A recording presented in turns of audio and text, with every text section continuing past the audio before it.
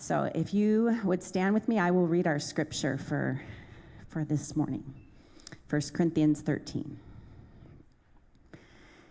If I speak in the tongues of men and of angels, but have not love, I am a noisy gong or a clanging cymbal. And if I have prophetic powers and understand all mysteries and all knowledge, and if I have all faith so as to remove mountains, but have not love, I am nothing. If I give away all I have, and if I deliver up my body to be burned, but have not love, I gain nothing. Love is patient and kind. Love does not envy or boast. It is not arrogant, nor rude. It does not insist on its own way. It is not irritable or resentful. It does not rejoice at wrongdoing, but rejoices with the truth. Love bears all things, believes all things, hopes all things, endures all things. Love never ends. As for prophecies, they will pass away. As for tongues, they will cease. As for knowledge, it will pass away. For we know in part, and we prophesy in part. But when the perfect comes, the partial will pass away. When I was a child, I spoke like a child. I thought like a child. I reasoned like a child. When I became a man, I gave up childish ways. For now we see in a mirror dimly, but then face to face. Now I know in part, then I shall know fully, even as I have been fully known. So now faith, hope, and love abide, these three, but the greatest of these is love. Let me pray for our time. Father, thank you so much for the gift of your love and that you've demonstrated that through the sacrifice of your Son. Thank you for your word that teaches us what that looks like in your gift and in our own lives. Will you just empower Pastor Jeremy this morning and help us to hear from you through your word? In Jesus' name, amen. You may be seated.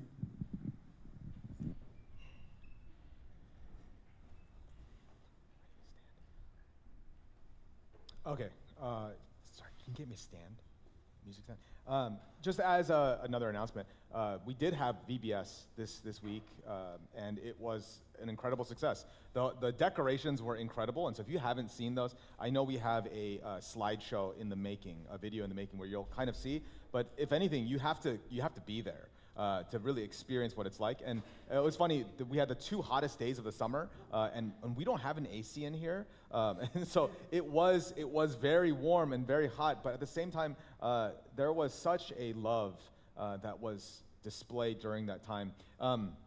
The numbers, and I'm sure many people are very curious. Thank you about the numbers. A few years ago, maybe 4 years ago, when we first, when I and Pastor Adam were here, Pastor Adam led that VBS. There were maybe 47 kids attend the VBS, and we had 37 volunteers. And so we had a really good ratio where we had a lot of kids and a lot of volunteers. This year we had 100 kids show up to the VBS, which is great, and it's wonderful. It's praise God. We also had 57 volunteers. So it's funny because as great as it is to have all these kids in VBS, it also, on the logistics side, is we have more kids, we also need more volunteers, and so there's always that push and pull, but we are so glad to see the numbers increase, because as the kids even come, it's not that we're checking the metrics of the numbers, we're thinking about the long game. We're thinking, these kids are welcome into the church. They're running around here. They're having a great time. I'm talking to the kids, asking them, did you guys actually like VBS? And they look at me and they're like, it was great. And, even some of the kids asking them, what was your favorite part? And I would expect, the food or the games.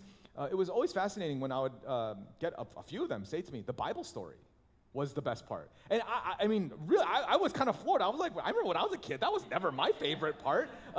But some of the kids were saying that. And so I know, these events, there are a lot of times where I'll never serve in that because I don't like kids. I just want to push back on you and say, you may not enjoy spending time with the kids, but we even had the safety team come out and just patrol kind of all the perimeter of our building and make sure that things are safe. We had people, we probably even need people in the future to direct traffic. And there's just a lot of various ways that we could use your help. And so I know we have another outreach event called Trunk or Treat, which is on Halloween, where we invite our neighborhood. And again, if you've never been to that event, it's a shocker, because if it's raining, and sometimes it does on Halloween, we put all the booths inside. If it's not raining, we still have booths inside as well as booths out, like trunks outside.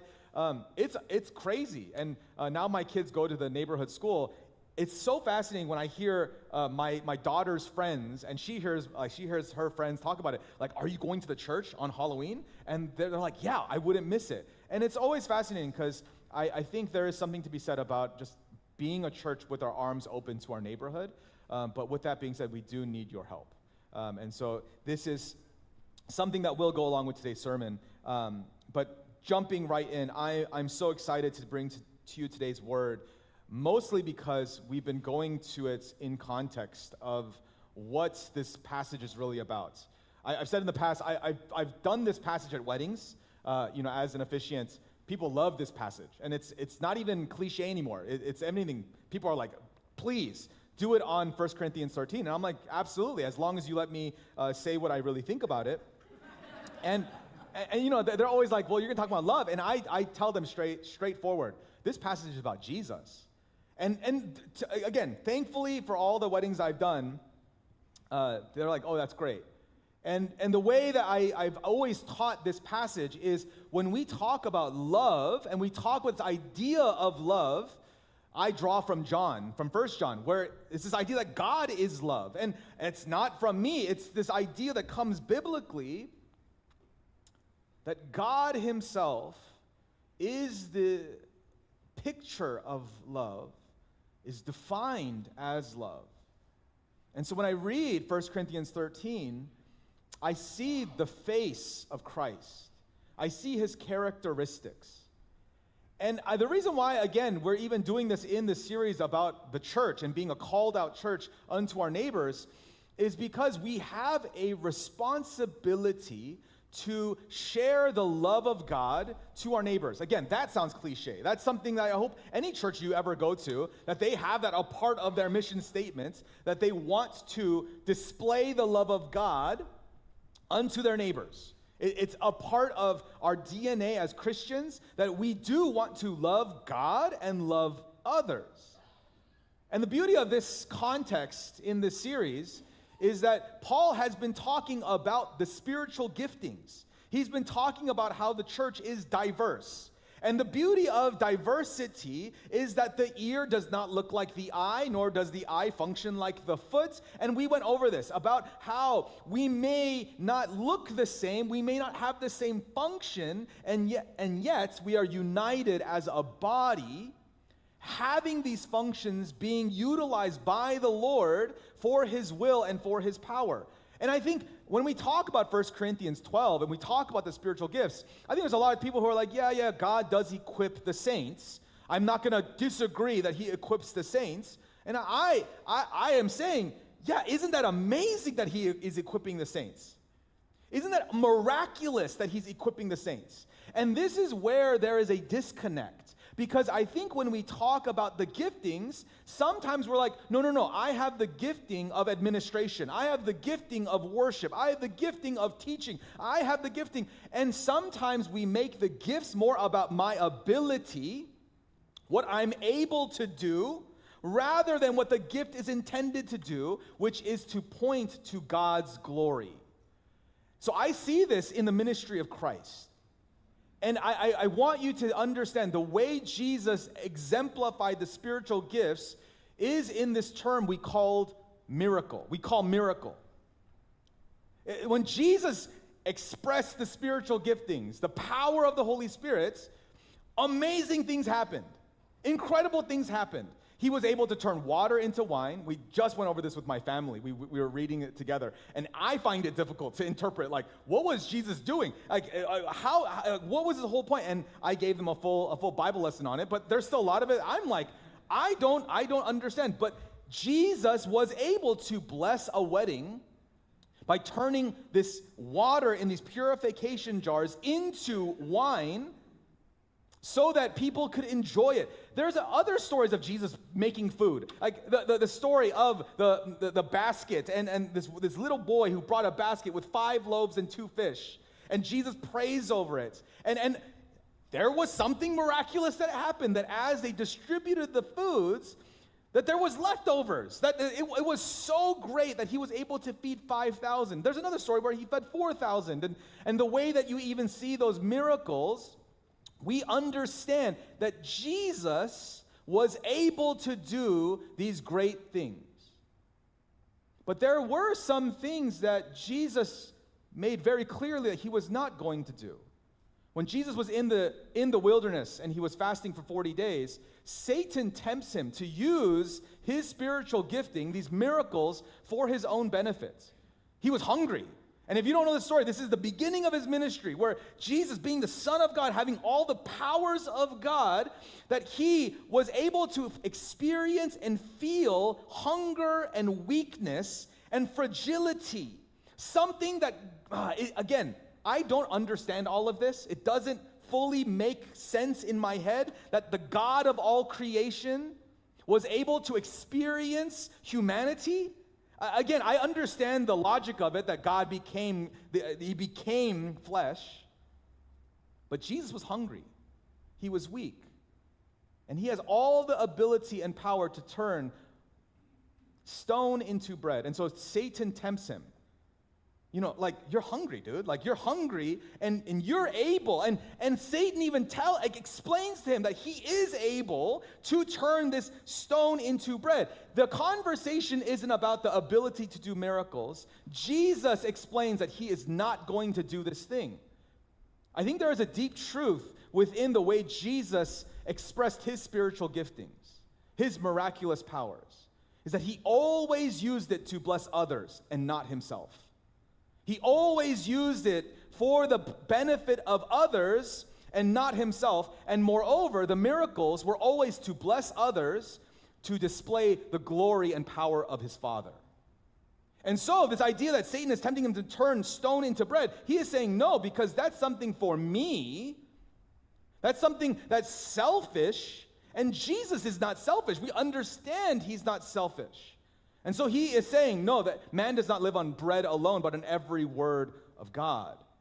And so what I begin to see as we enter into this text about spiritual gifts, please do not get unrooted regarding this chapter about love, thinking it's about flowery relationships, about that romantic feeling, which I don't also want to completely take away from a feeling of love. I think there is a certain passion, a certain energy that comes from this kind of love, but that is such a small fraction of what this passage is talking about. This passage comes in the context of the church and of spiritual giftings, explaining the way in which you administer your spiritual giftings must be done in love. And if it's not done in love, then they are null and void. And so this is the biggest shift in our paradigm when it comes to understanding the spiritual giftings. Let me read for us again from 1 Corinthians 13.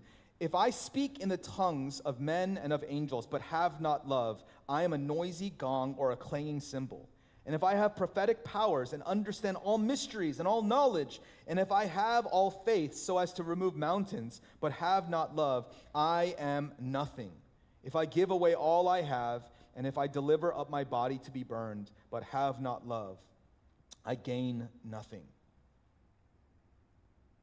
Paul is explaining in the context of the diversity of the church, the various giftings, the various members of the body, the various manifestations of the Spirit, that these things exist.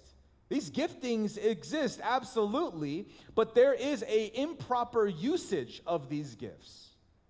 That you are able to prophesy, you are able to speak, you are able to teach, you are able to have knowledge, you are able to have faith, you are have all of these amazing gifts, which in and of themselves are not bad things, but they become empty.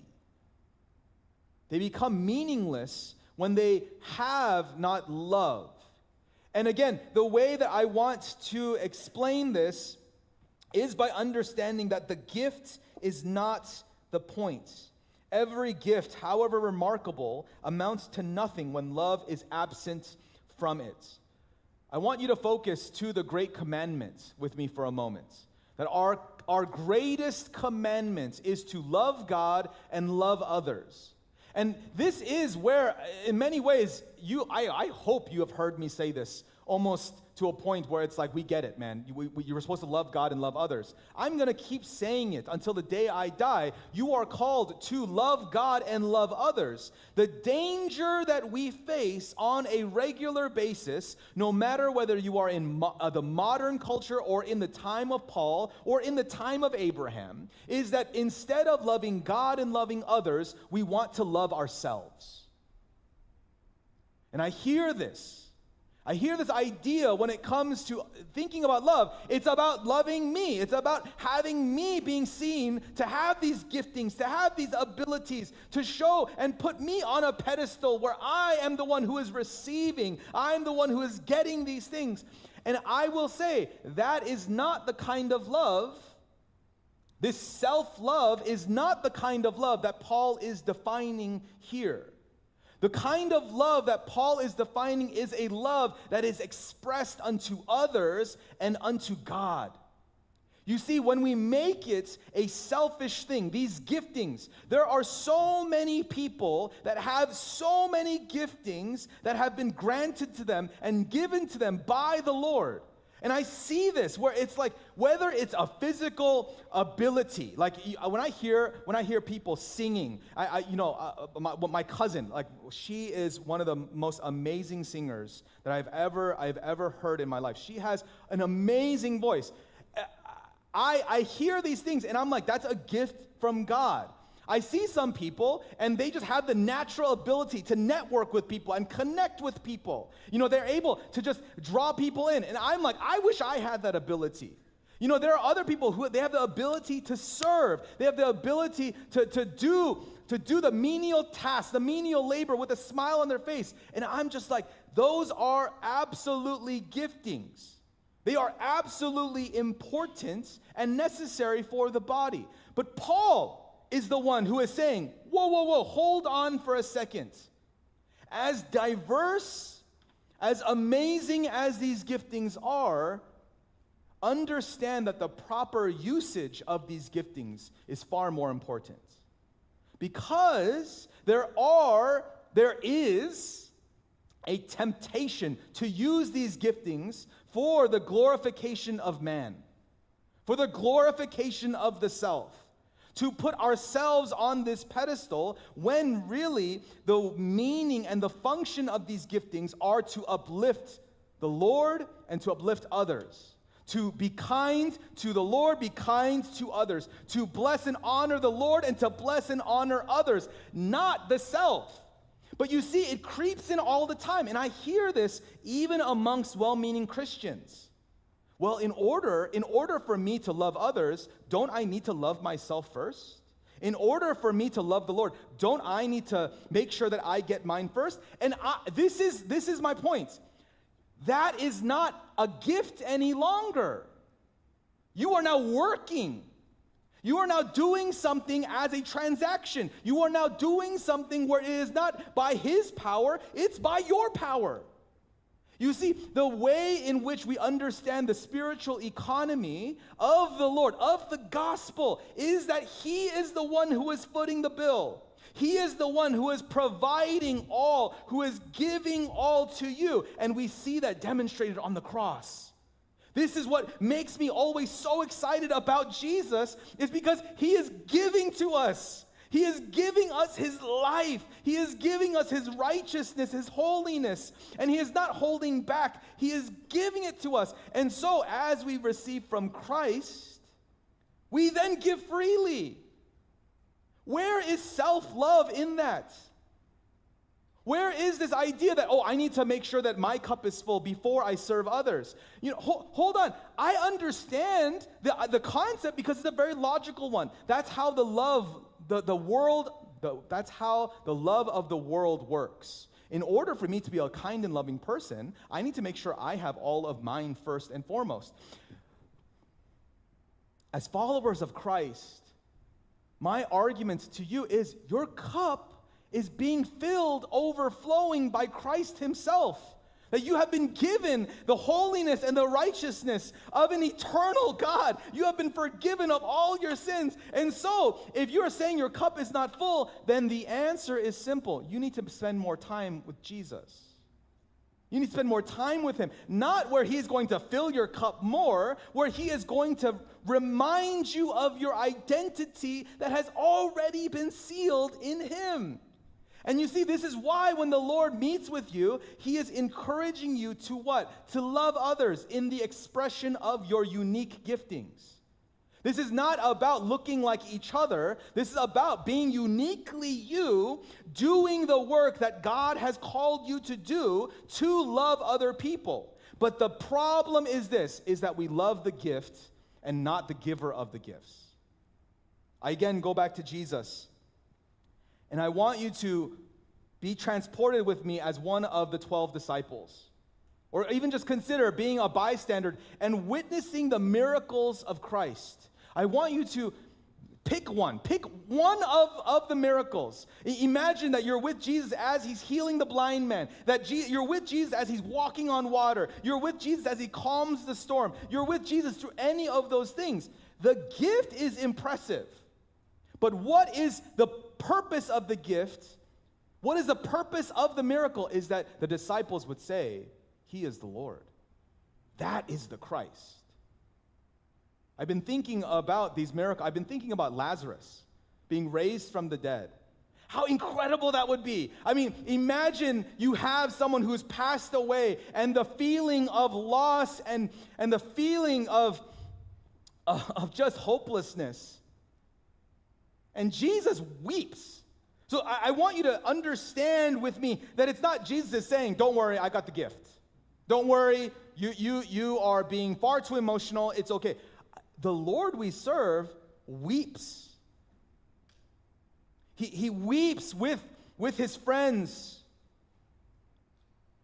But as I think about Jesus having the power of God to call someone out of the grave, and Lazarus walks out, it wasn't to glorify that resurrection and say, whoa, Jesus, that was so cool. Can you do it again?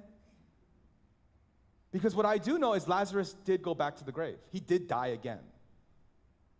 That miracle was not an eternal miracle. It was a temporary one, and it was a beautiful one in and of itself. But the function of that manifestation of the power of God was to point to Christ's deity. It was to point to the fact that Jesus was one who spoke with authority, that he was one who was able to defeat the grave. You see, I firmly believe in the giftings of the church. I firmly believe that all of you have been equipped individually, uniquely, precisely as God has intended you to be where he wants you to be. But it's not about your gifting. It's not about whether you're the best teacher. You are the smartest person in the world. It's not about the fact that you're the best worship leader, that you're able to play 10 instruments. It's not about that you're the best Sunday school teacher and all the kids love you. It's not about your ability.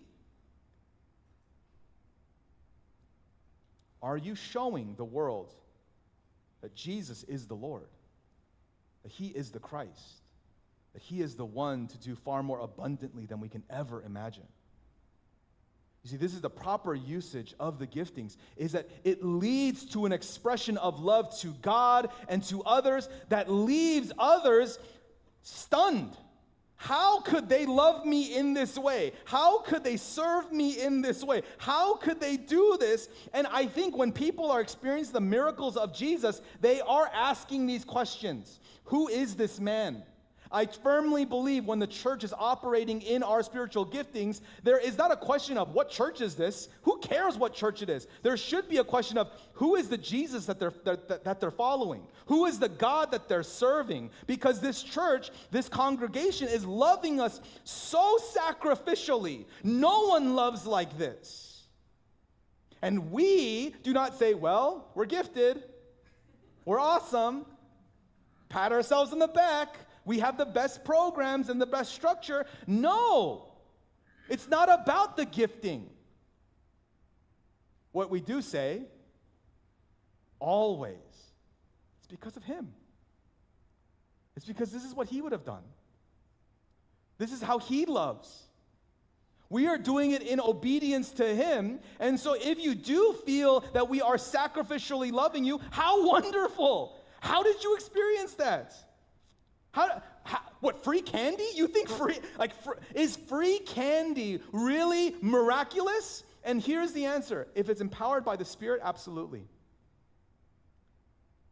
If it's not empowered by the Spirit, it's just going to cause cavities. You see, the point I'm trying to get you at is the gift sometimes makes us think, if we have these things, if we build it, they will come. You know, if we have these programs, if we have the building, if we have air conditioning, that is what will draw people to the Lord. And I will say, no, it's not about those things. What is it about? The Lord.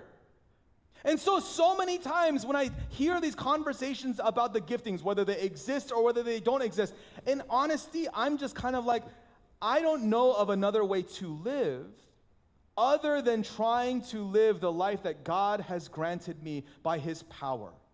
And if it is about my responsibility to obey him, not by my own strength, but by his own strength, if I am truly being led by the power and wisdom of God, is it not going to be miraculous?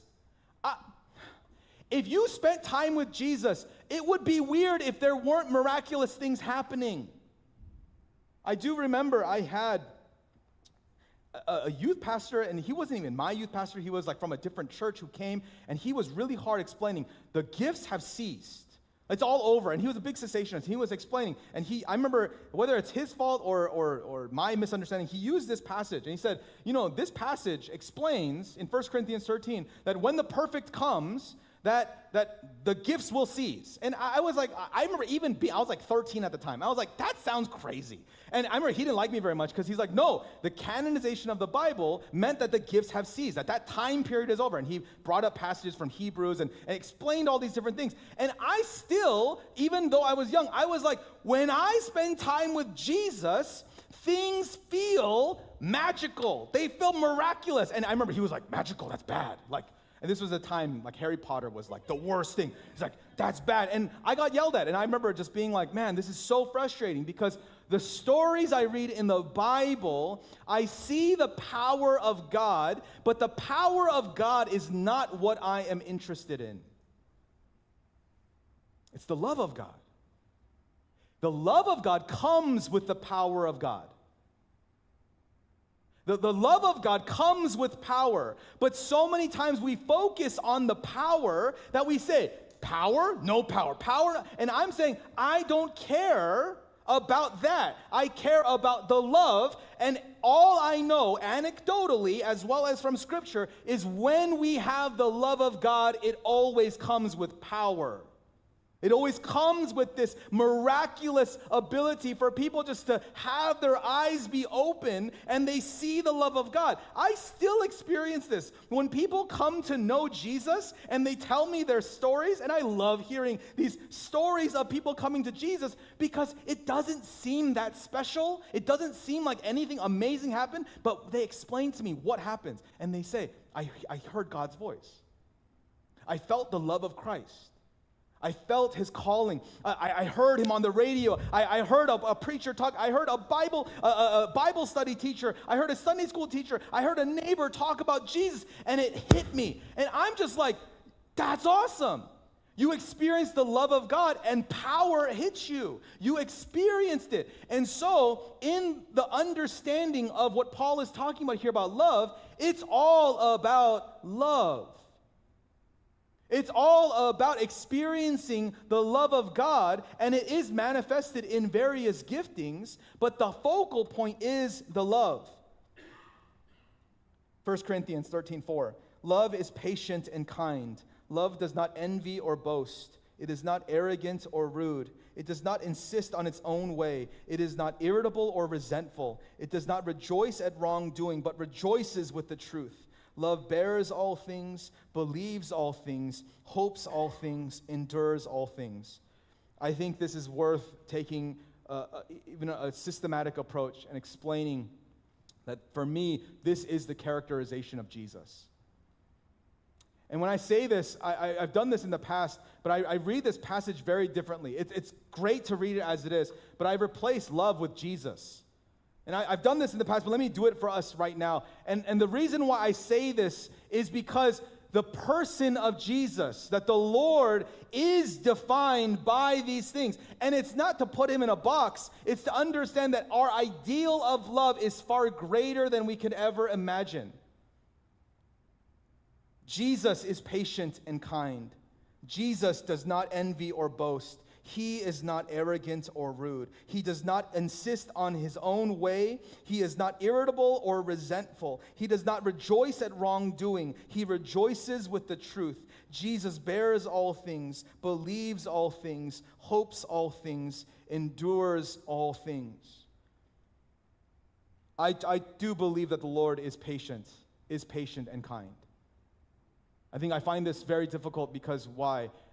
The first thing I hear about the Lord from non-believers, from people who don't go to church or who have gone to church, is that the version in which many times we talk about the Lord, he doesn't seem very kind. He doesn't seem very patient. Why? Because many times the church leaders who are over us weren't kind nor patient. But this is Paul explaining very clearly that the focal point is the love, and there is an assumption that it is the love of the Lord. And again, going on the logic of John, God is love, and so therefore, the highest ideal of love is the Lord. And so, there is this coming to Jesus moment where we either have to believe our experience with the fallen people of this world who have been instrumental in symbolizing who God is, or do we have the ability to see that the Lord we serve, that he truly is a kind and patient God? What does this mean? This has incredible implications regarding the giftings of the church. Because I think immediately when I hear about conversions and bringing people to Jesus, it's so funny. We, in our Western American materialistic capitalistic structure, we want efficiency and speed. We want it to happen when I want to. And so everything we do, it's about efficiency. Everything we do, it's about product. It's about numbers. It's about all these things. And there's a point in me that just kind of wants to raise my hand and say, well, God is patient. Where is patience in this whole structure, in this system? What if the love of the Lord is long-suffering and willing to walk with someone, and it's going to take them 15 years, 20 years to fall in love with Jesus? Is that someone that we're willing to be patient and kind with?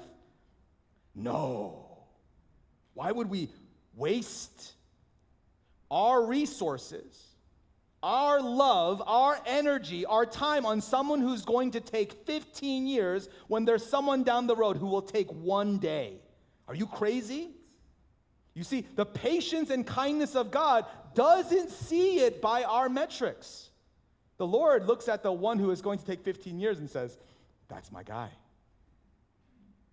I'm willing to wait.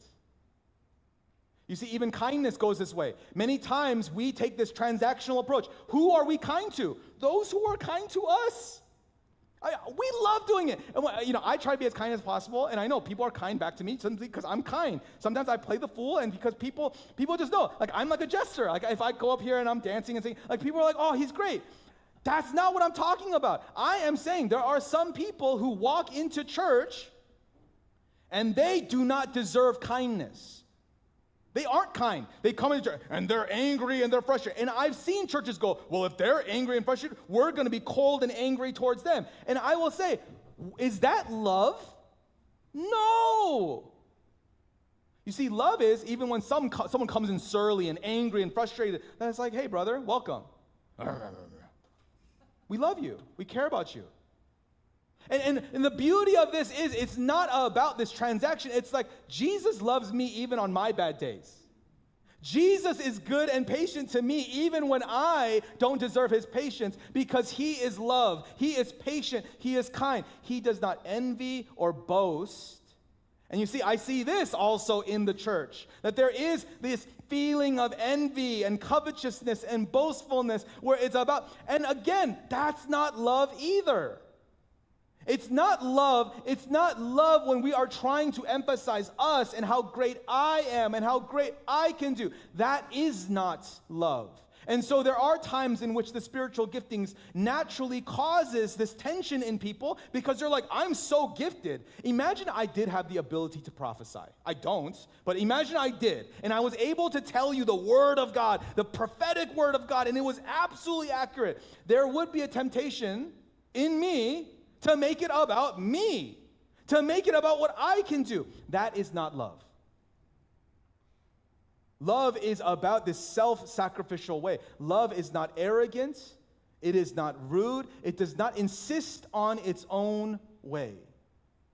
This has been one of the things when it comes to leading a church that is so exciting. It's so fun because the leadership at ERCC, the elders here, do not insist on our own way. And if you're like, I don't believe it, I just have to say, you need to get to know this group of guys. That there is not this feeling, it has to be this way. We're so different that there is a feeling where it's like, we're so different. If we insisted on our own way, it'll be very clear. And yet the Lord is able to unify leadership. And now we have deacons. And I love the heart of the deacon board because, again, it's not about what the deacons want. It's not about what individuals want about their own way. It's about what is best for our church. What is most glorifying to the Lord? Love is not irritable or resentful. I struggle with this one. I get very irritated. As a passionate person, I get bothered very quickly. And you know what? Being relational and being in ministry, there are times people hurt me. And people disappoint me. People go against their word. And so I become really good throughout my life being able to be my own attorney, where I can lay out my defense of why I'm irritable, of why I'm resentful, and I've learned how to build up a case on self-justification, on why it's okay that I'm irritable. It's okay that I'm resentful, because here is the long laundry list of all the things that people have wronged me. That is not love. Love is forgiveness. And I say this not because it's saying you need to forgive others. It begins before that. Jesus forgave you.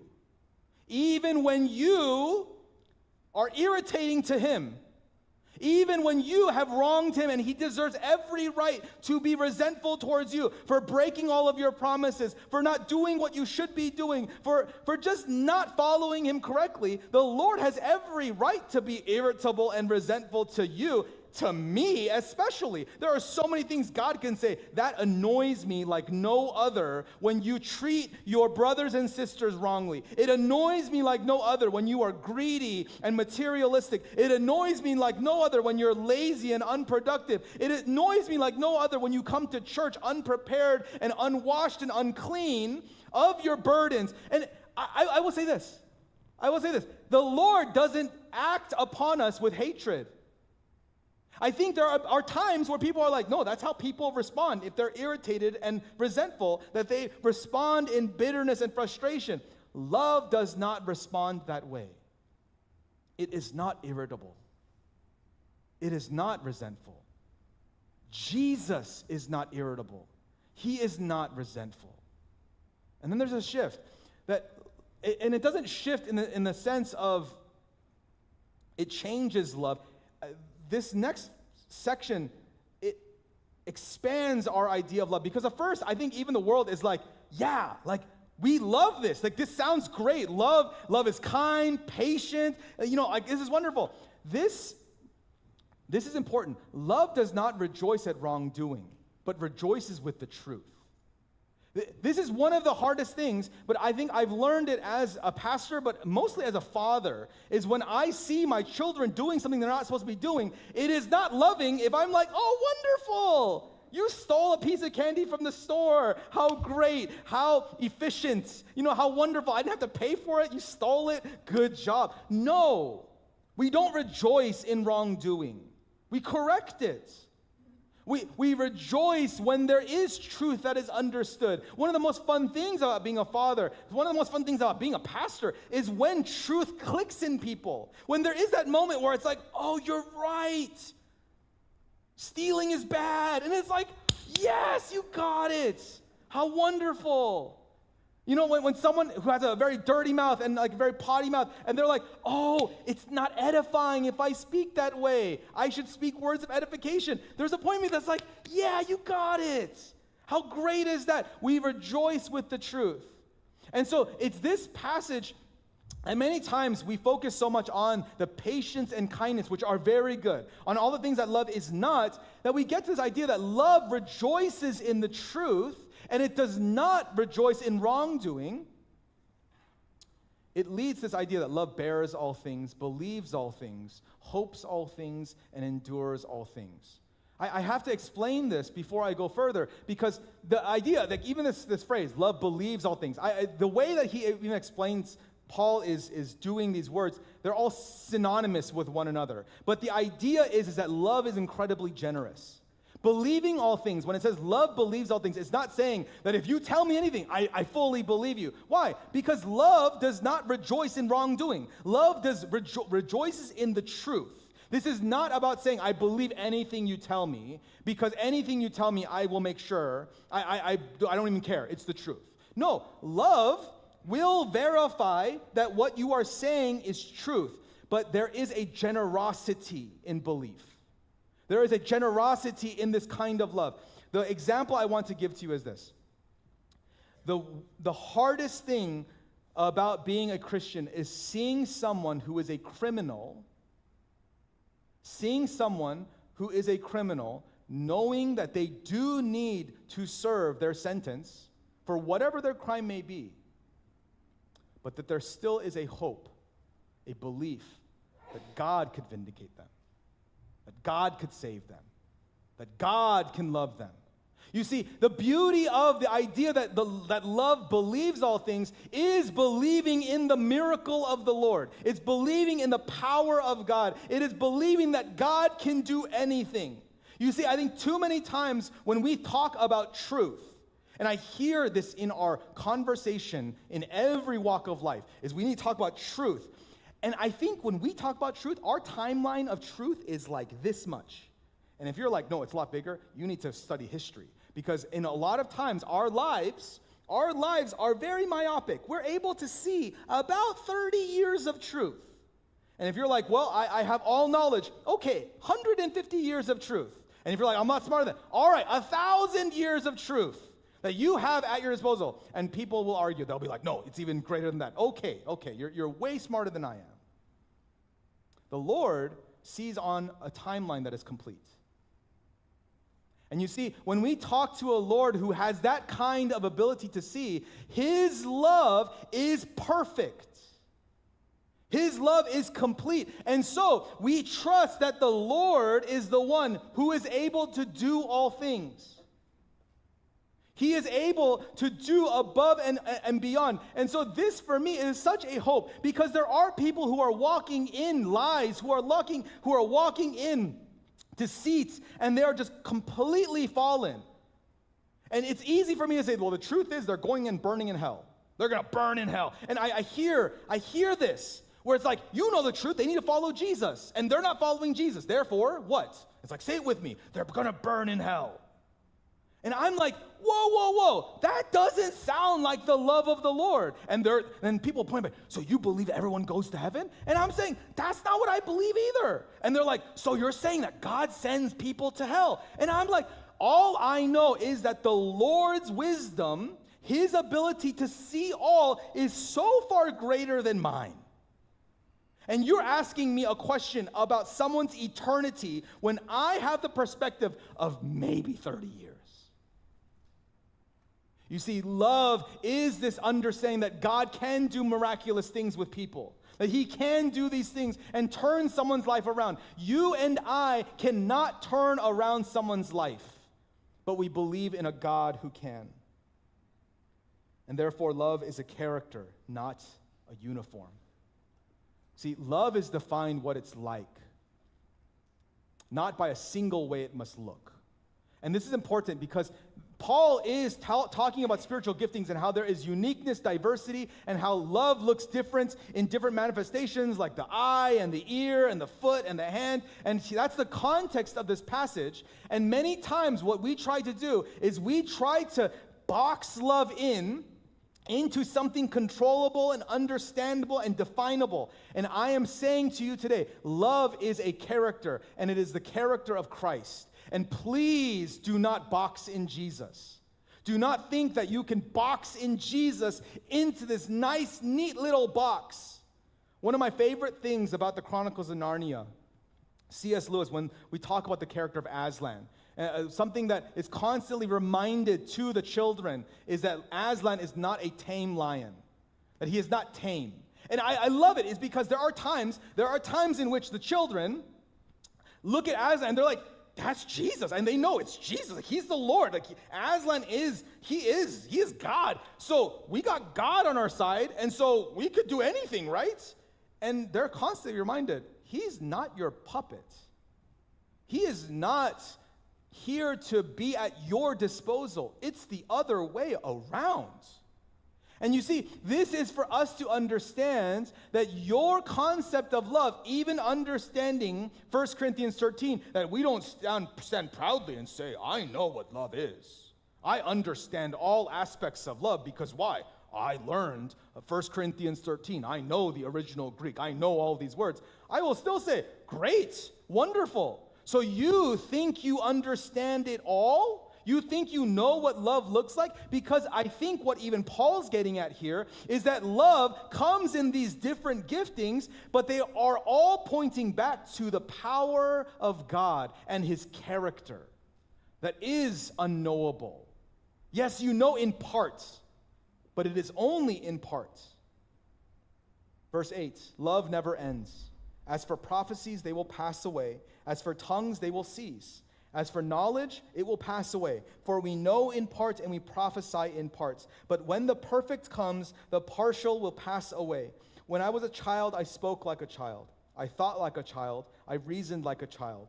When I became a man, I gave up childish ways.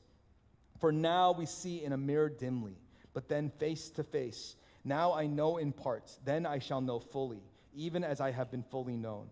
So now faith, hope, and love abide, these three. But the greatest of these is love.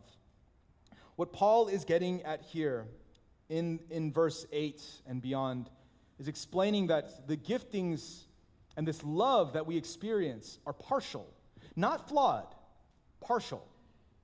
And what he uses is this idea of a mirror dimly lit. And I don't think it's a negative thing. I think it's a reality that he is saying we are yet to be face to face with Christ. That will happen. The bride will eventually be unveiled to the groom, and there will be this incredible moment for all of eternity where we will be face to face with Jesus, fully unencumbered by our sin, fully unencumbered by our mortality.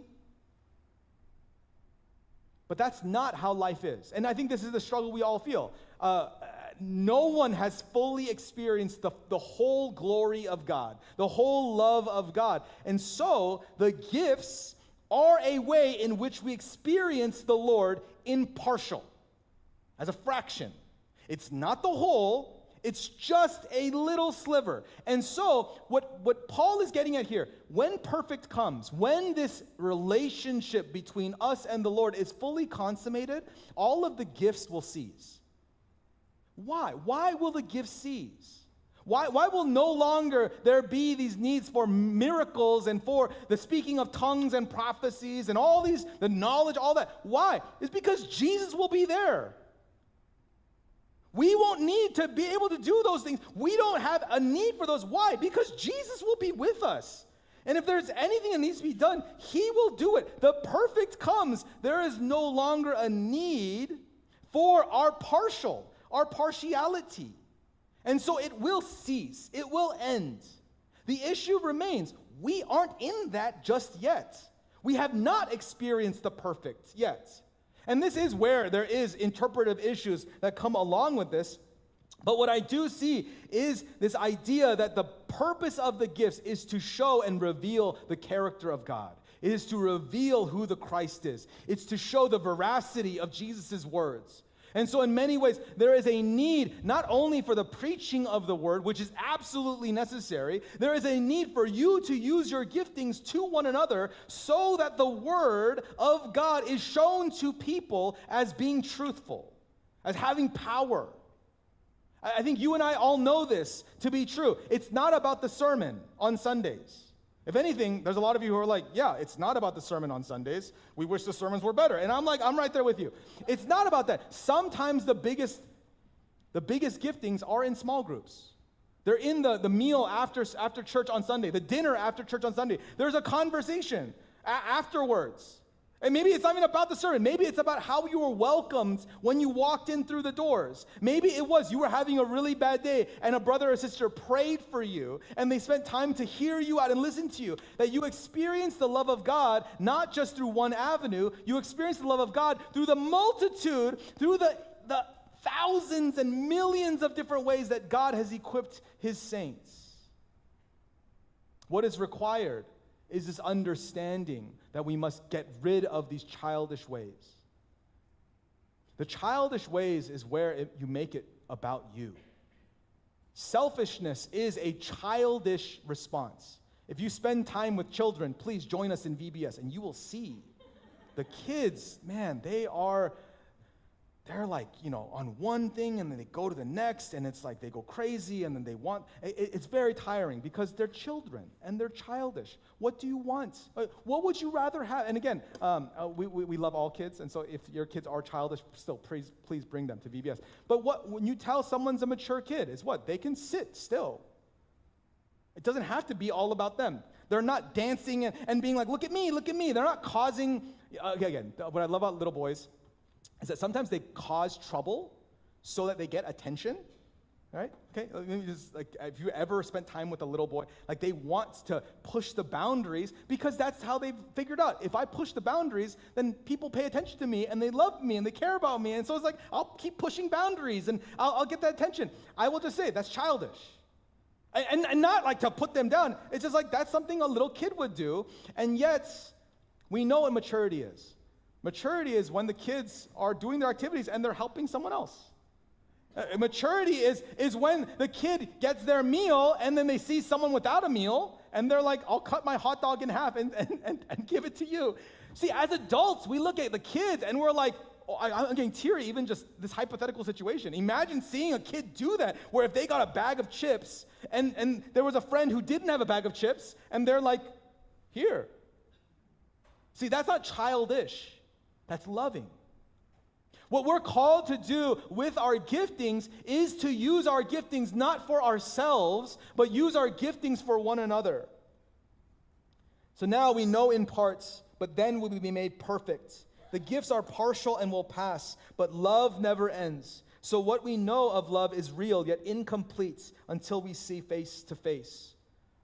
Church, this is still a conversation about giftings, but the focus is on who Jesus is and what Jesus would do, and our emulation and our obedience unto him. I do not want you to be childish.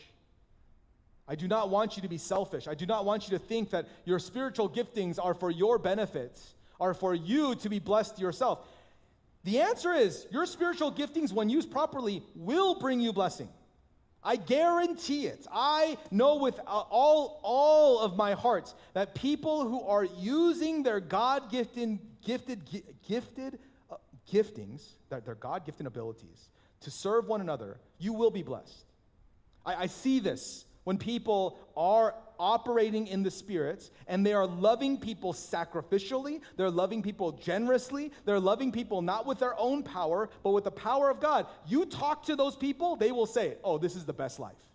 This is the best way to live. This is the only way to live, where I live in community, to love one another.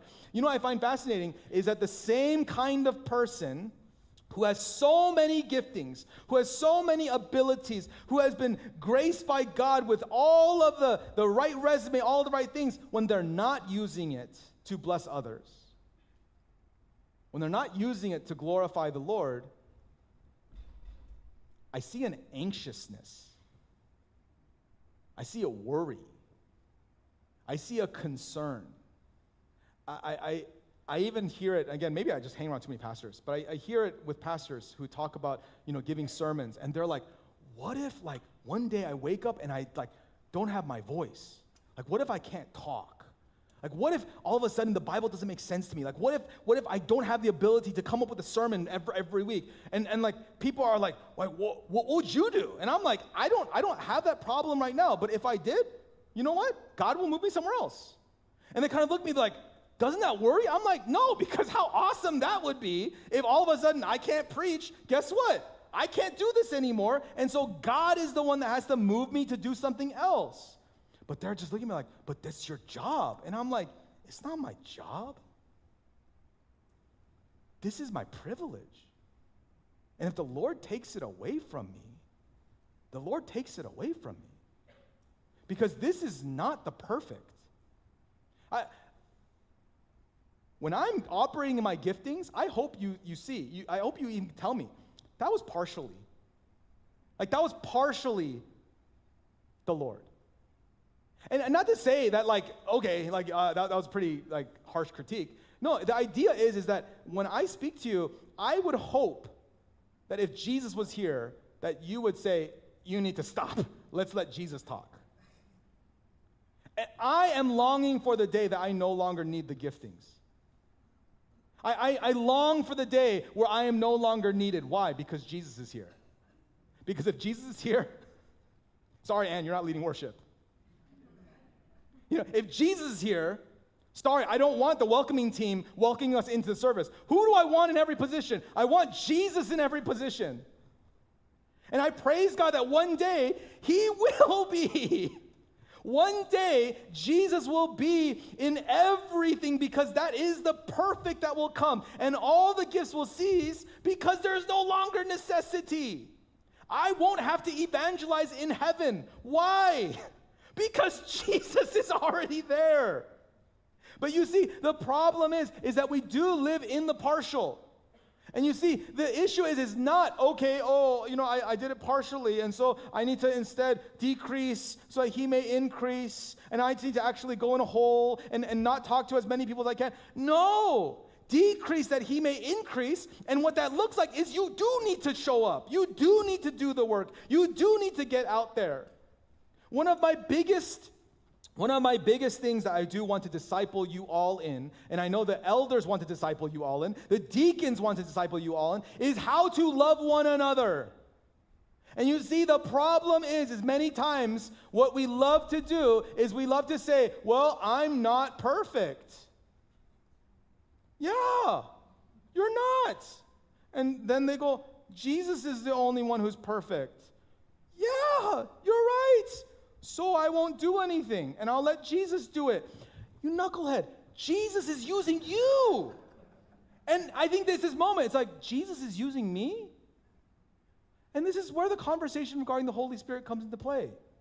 Jesus was the one to explain that that the Father was going to send the counselor to help you. And there's even a point in the Gospels where Jesus says, you will do greater things than I.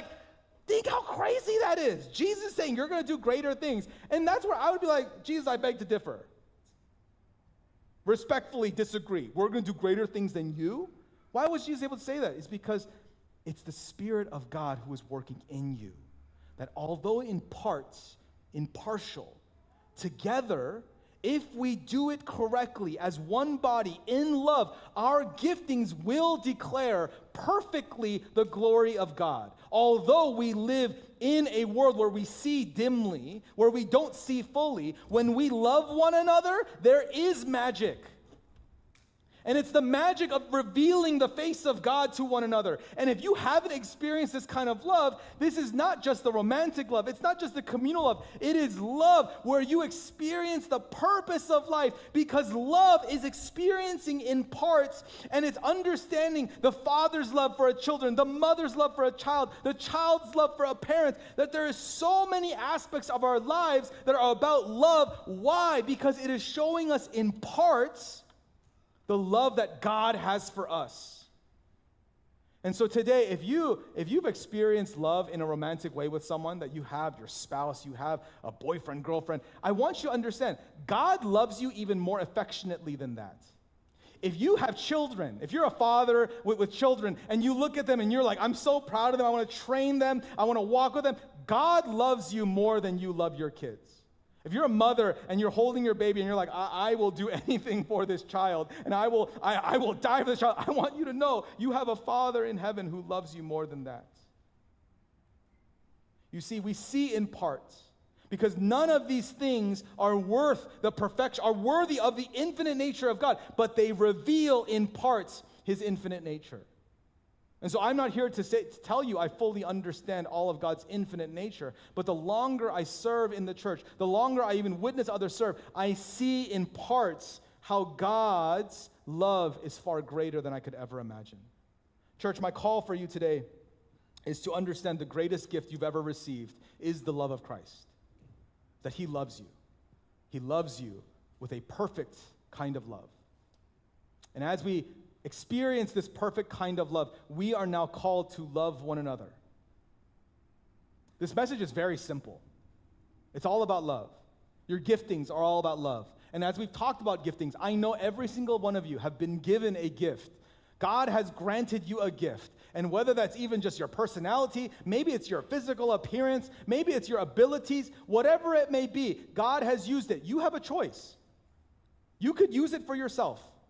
And you know what? You may even build for yourself a very decent looking life, where you can build yourself a good life full of love with the people you want to love and make those transactions, and you have to make sure your cup is full to the brim, or you have a choice to use those gifts not with your own strength, not with your own power, but with the power of the blood of Christ. Let's pray.